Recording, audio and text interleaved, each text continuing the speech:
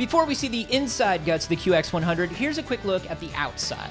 The sides feature a 3.6 times zoom control lever, a button to take photos directly from the lens-style camera, and a port supporting USB 2 connections, along with a memory card slot which is compatible with Memory Stick Micro, Micro SD memory cards, and Micro SDHC memory cards. Rotating the camera shows a power switch, a display showing remaining battery life and if a memory stick is present, the camera on-off button, and the NFC connection point. There is an outside ring for manual focusing and zoom control, as well as one external built-in stereo microphone for MP4 video.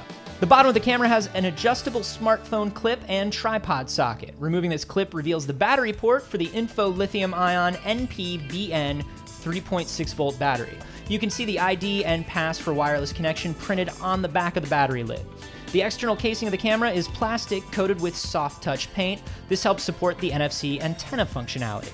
Alright, so let's open this camera up. The first step is the removal of the bottom plate. It's held together with 5 screws. After detaching the ribbon, the casing can now be removed. After additional screws and disconnecting the speaker wires, the battery component is removed from the main body, showing an aluminum heat shield. Because the components are stacked, this shield helps dissipate the heat coming from the image sensor power.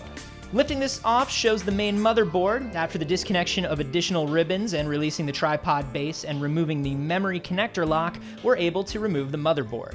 The motherboard features a Bion's image processor. The backside shows the image slot and supporting connector. Removing the motherboard releases an additional housing layer, revealing the main body's connector ribbons. Here you can more clearly see the lens motor. Lifting an additional heat plate reveals the final heat protector made from copper.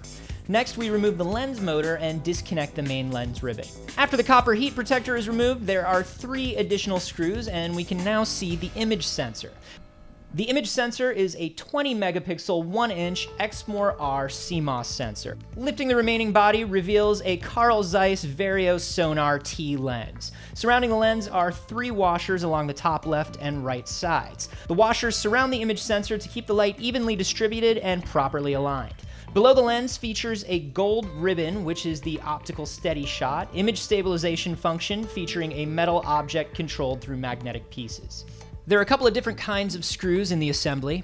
These screws are designed specifically for plastic, having more spaced out rings in order to maintain the plastic form during an assembly and disassembly process. Screws attaching to metal are designed slightly differently. In the QX100, there is also one copper screw. Copper screws are used for charge balance. All Sony cameras have at least one in their assembly. And there you have it. One Sony QX100 lens-style camera, one badass engineer, plus a few of us drooling over the parts with our camera, equals one Sony QX100 teardown. You can get your hands on a QX100 today, and for more product first looks and teardowns, head to youtube.com/signal.